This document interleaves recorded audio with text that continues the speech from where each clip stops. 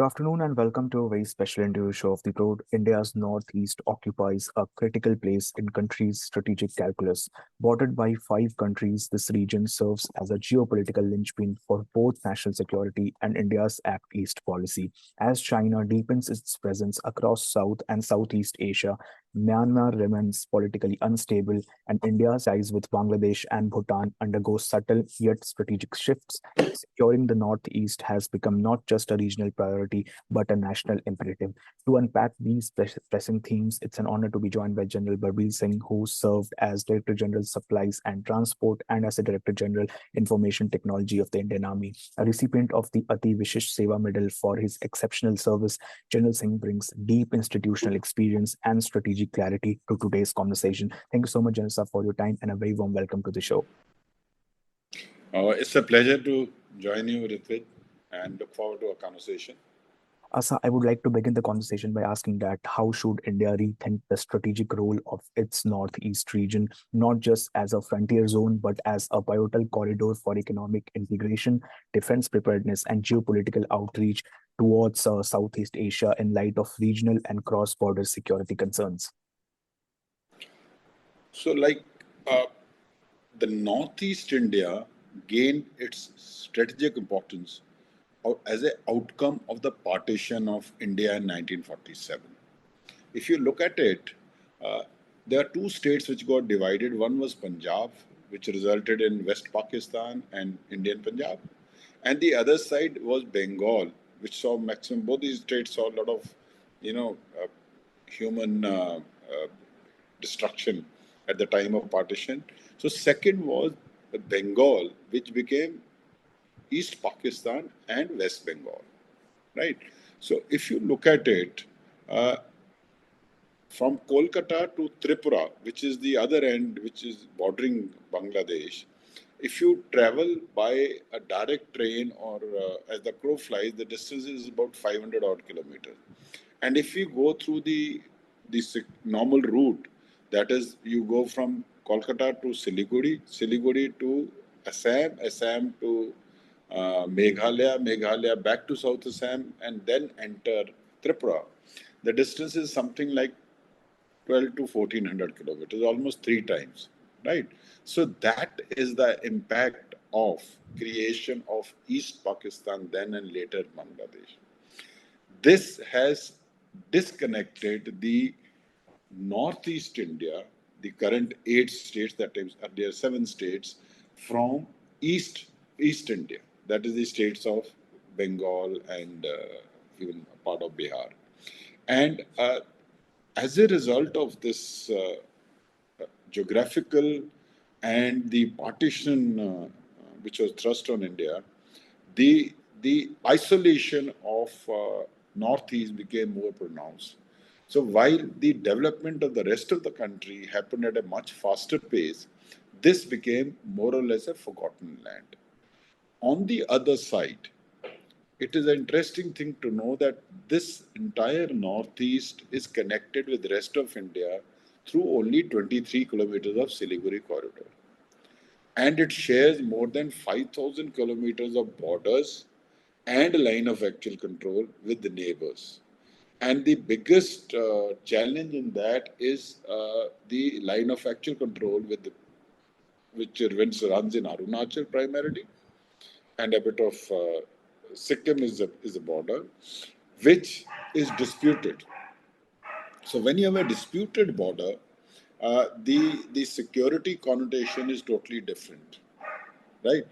And it has a lot of natural resources in terms of forest, in terms of oil, in terms of minerals, which makes it economically again an important factor. So the geographical location, the economic angle makes Northeast strategically very, very important. And the economic might of China makes it such a elephant in the room that everything and anything that India wishes to do in terms of development of infrastructure, economic development, or even military deployment, or even the neighborhood first policy, China will always come and have a role to play.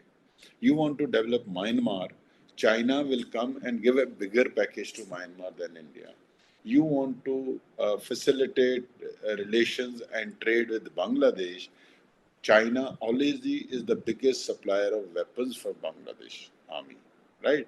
So as a result, uh, the importance of Northeast strategically, the importance of security of Northeast, economic development of Northeast, and neighborhood policy of Northeast will be always a most challenging task for India's security and national interests.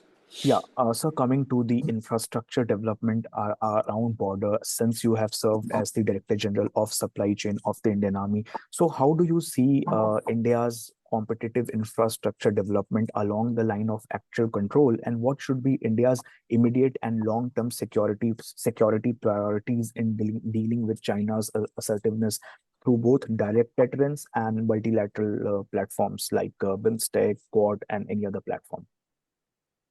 So I'll tell you the Northeast has a story how to integrate Northeast within Northeast, how to integrate Northeast with the rest of India, and how to integrate Northeast India with the neighboring countries.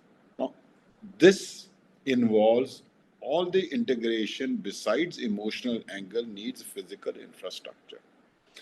India has come a long way. Today, I was just hearing even Mizoram has a rail link, right? Manipur is on the verge of getting a rail link.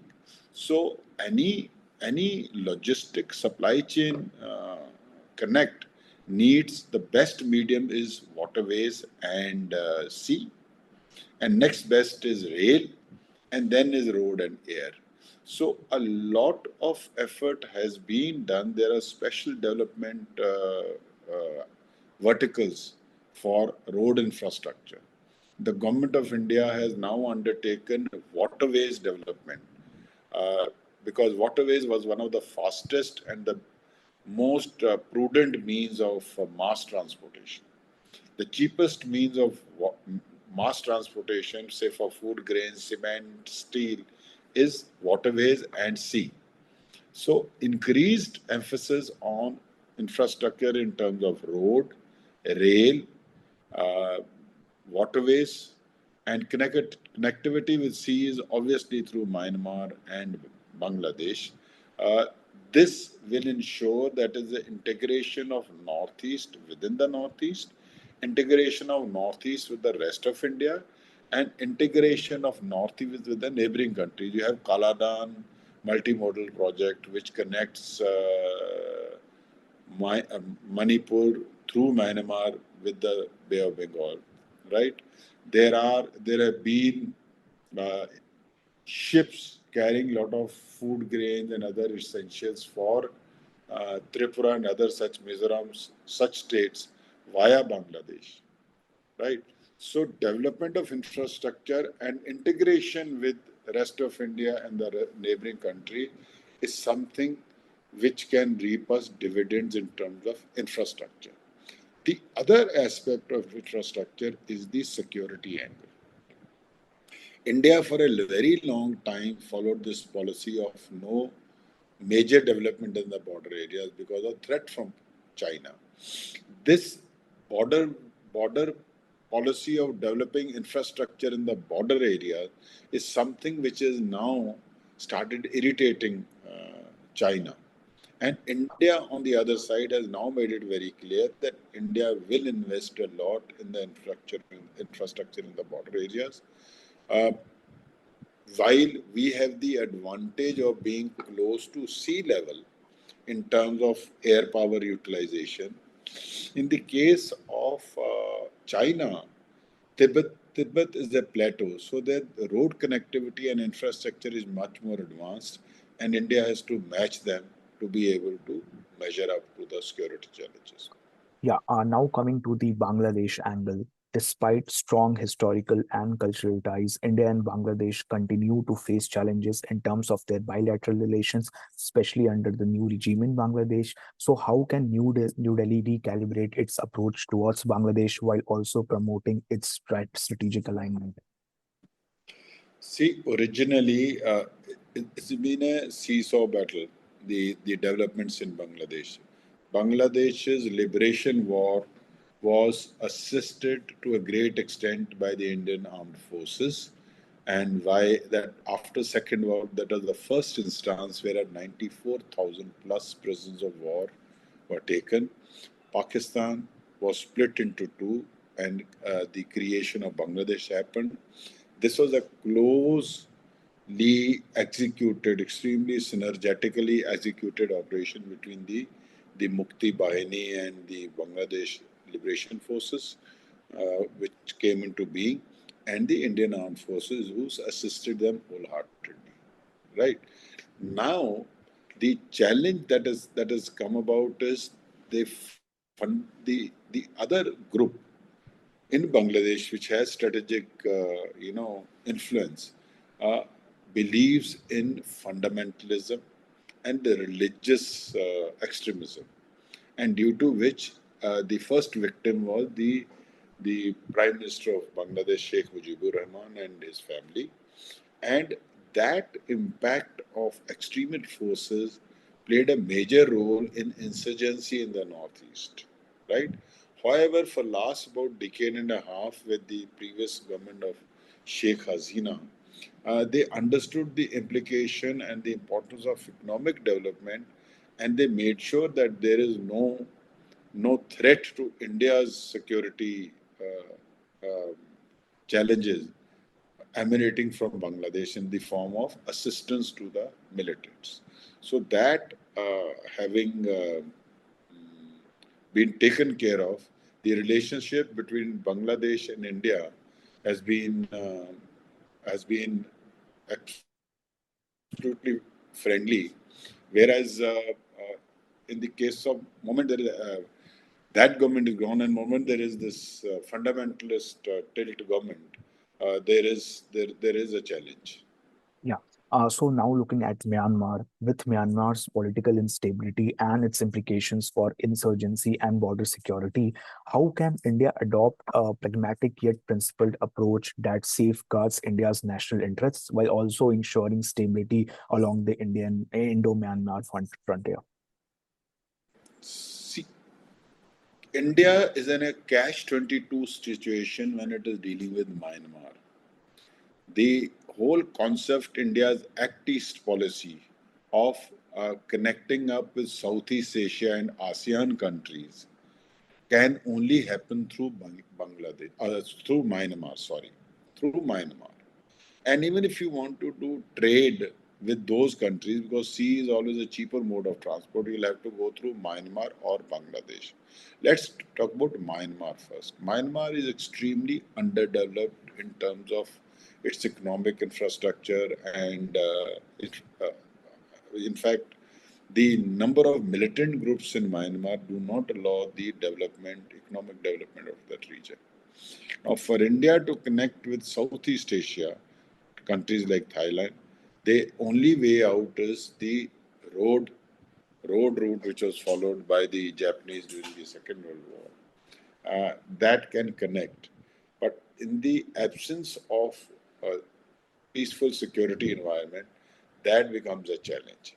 Second thing is India has often offered to uh, have have infrastructure development projects with Myanmar, but the elephant room in the room is China. China, through their, I think Yunnan is the province from where they want to make an economic corridor down to Bay of Bengal via Myanmar. So China will always have deeper pockets to invest, and they will be a challenge for India's involvement even with its neighbors. And the other side is that moment there's been a change of government in Bangladesh, China and Pakistan have jumped onto re-establishing relations with them on through their intelligence agencies and through their military cooperation. And Bangladesh, though, is surrounded from three sides by India and the fourth side by Bay of Bengal.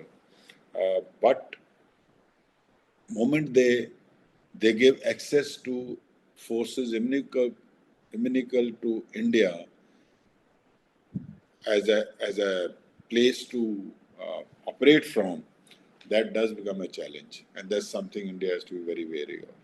Yeah, now coming to another border country, that is Bhutan. So, as Bhutan navigates increasing external pressure from regional powers, especially China, how can India reinforce its defense and diplomatic partnership to ensure that Bhutan remains a stable and reliable ally in the Eastern Himalayas without also compromising its own sovereignty? So that's a issue to which I think even the governments in Bhutan and India won't have a ready-made solution.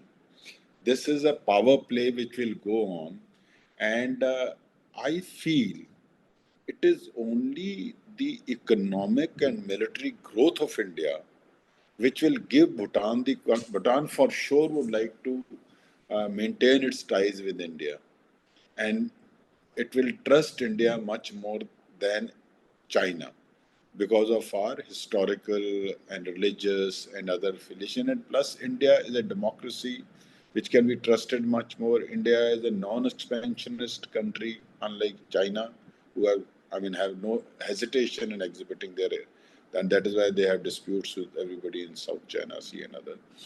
But I think our these the key to our alliance with Bhutan would be dependent on how quickly we grow closer to the figures of China in terms of economic growth and military strength, so that Bhutan has confidence that its alliance with India will be protected by Indian armed forces and Indian security and political leadership. So that's the only thing that I can think of. For us, most solutions lie in our faster growth as a nation.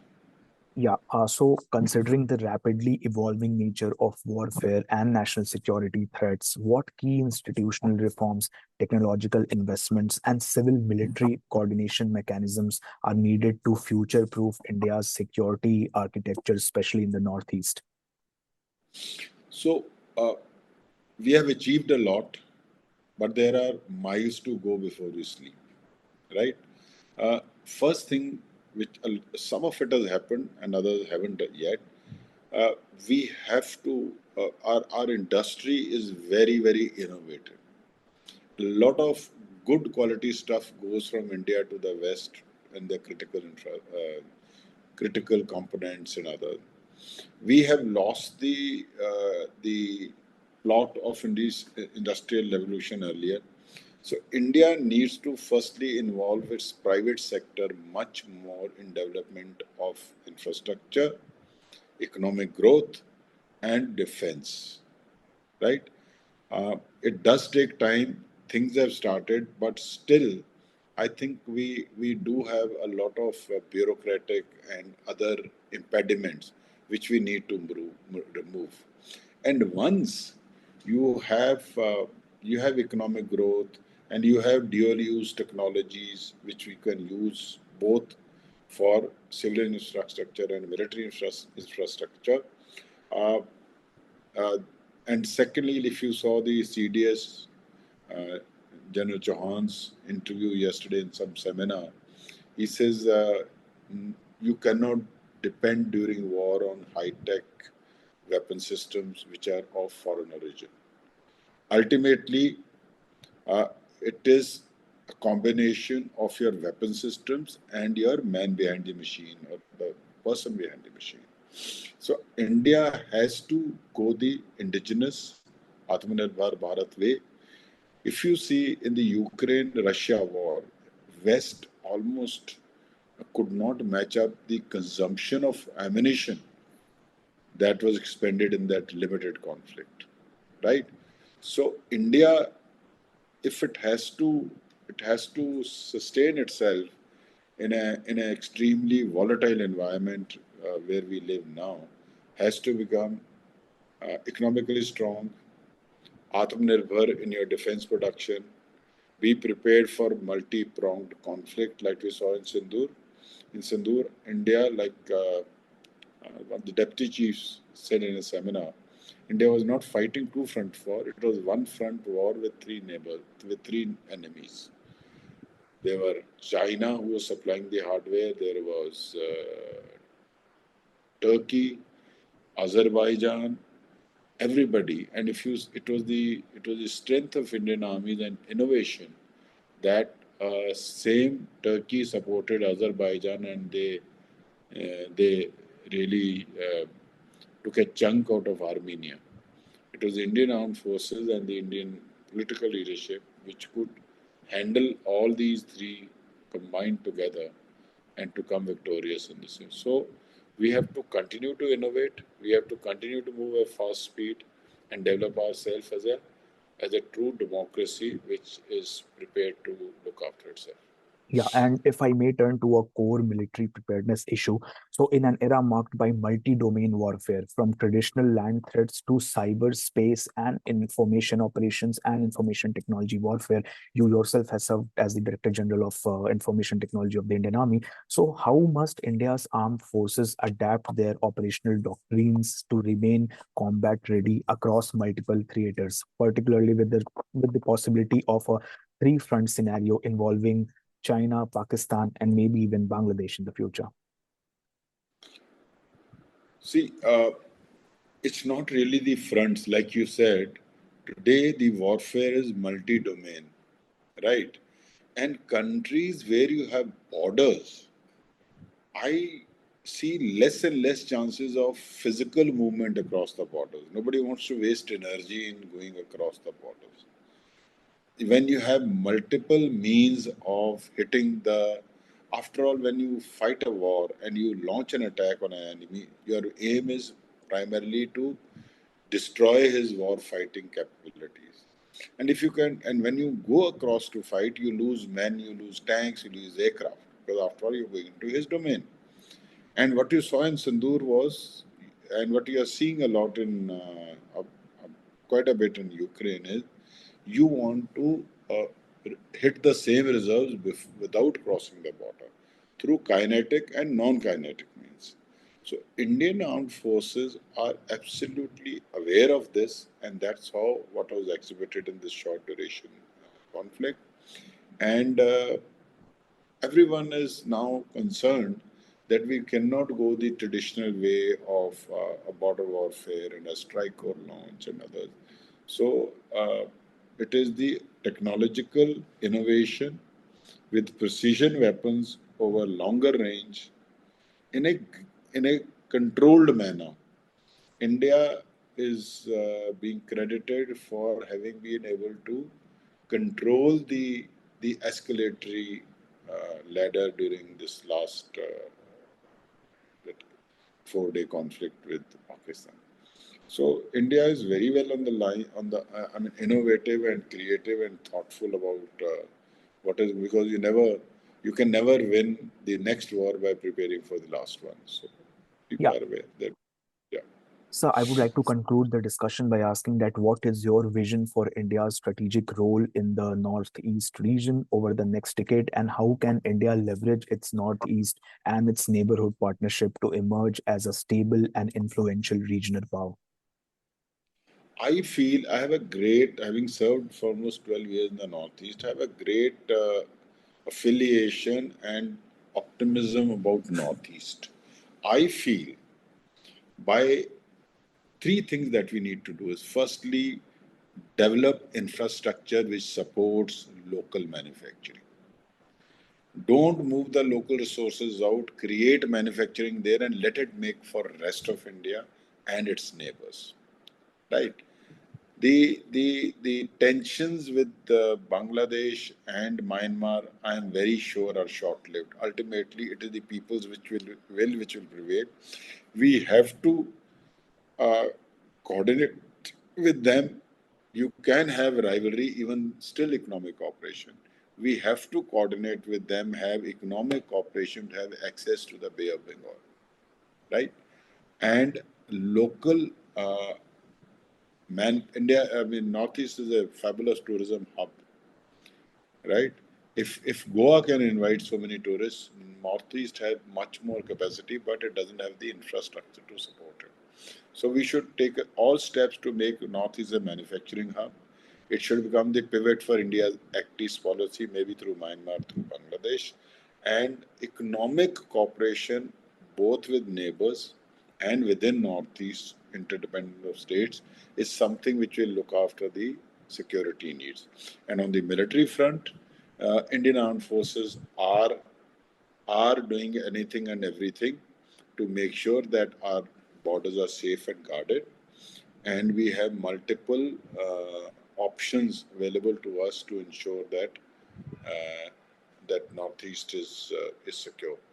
So that Yeah, should not be an issue.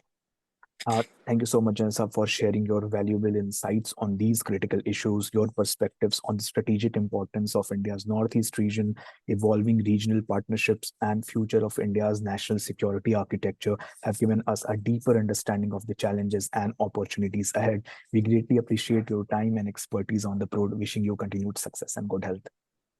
Thank you very much. It has been a pleasure discussing all these issues with you, and look forward to all the success on your part with your strategic thought. And I mean, it's a pleasure to see a young man with so much of knowledge on strategic issue. Thank you. All the best to you. Thank you so much, sir.